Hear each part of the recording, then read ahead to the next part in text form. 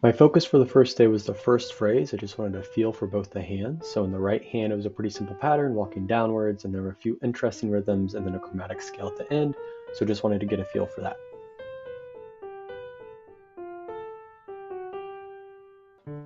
In the left hand, just trying to increase the tempo very quickly. I know that I'll have to get this automatic so I can play expressively in the right hand. And then at the end, I tried both hands together at a super slow tempo. For day 2, I started with the first phrase again. After assessing what stuck from yesterday, I really wanted to increase the left hand speed. I wasn't worried about missing notes here and there.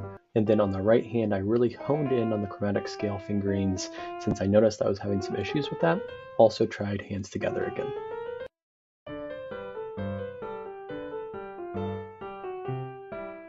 I also started phrase 2. My focus was really to get the hand shape for the left-handed chords since I knew that it would be harder for me than the right hand.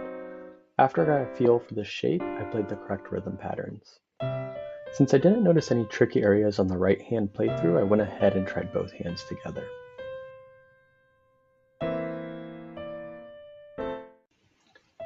For day 3, I started with a full playthrough to see what stuck, and then I did independent handwork for both of the phrases.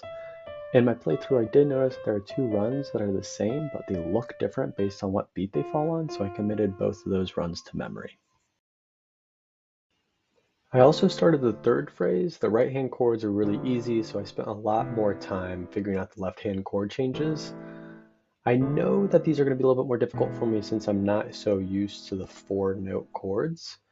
Really just working on the changes here, not even the correct tempo or even playing the correct number of times, just wanted to get the hand position down.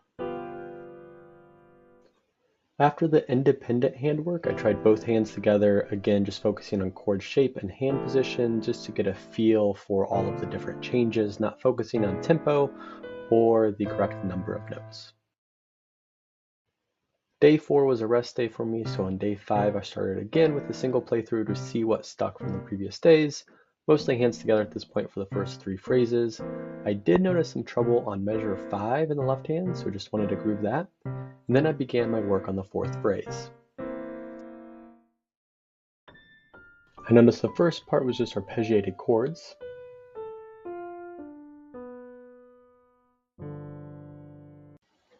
And then the second part had some tricky fingering, so I did some really deep practice just breaking the second part of the 4th phrase into really small bite-sized chunks to get the fingering.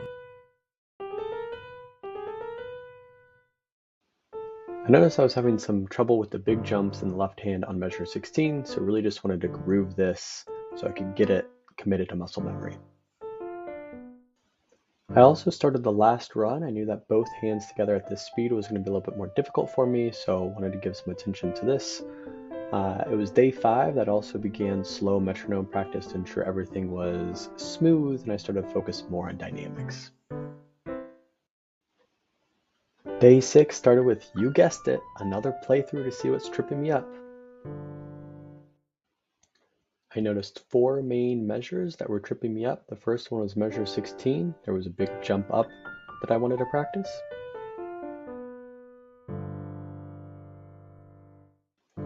The chromatic scale in measure 17 was still tripping me up, so I wanted to focus on that too.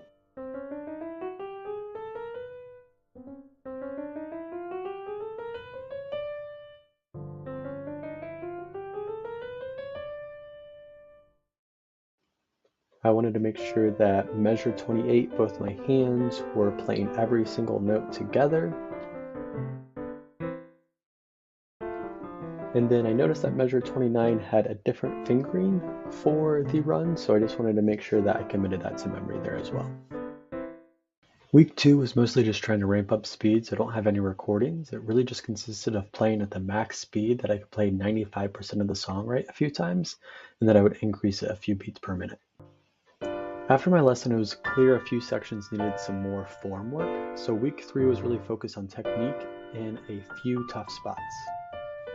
For measure 16, my focus was the hands dropping onto each groove of notes, so to do this, I started off as playing them as chords, and then I tried to separate them as I went on. For measure 9, I wanted to focus on hitting beats 1 and 3 a little bit better, so what I did was divided the measures into all eighth notes to give me a better feel of the rhythm. On the ending, I wanted to hit both of my hands together, so I played both hands staccato to give me a better feeling of playing both hands at the same time, and then I focused on dragging both my hands the same way towards my body. Lastly, I wanted to bring out the staccato in the left hand a little bit more to make it really more joyous sounding. Week 4, I focused less on this song while learning some other songs, but I did do some deep practice on the ending notes as well as the problem areas from last week. If you want to see more content like this, like and subscribe so I know to make more content like this. And now for the finished product. You might want to adjust your volume a little bit.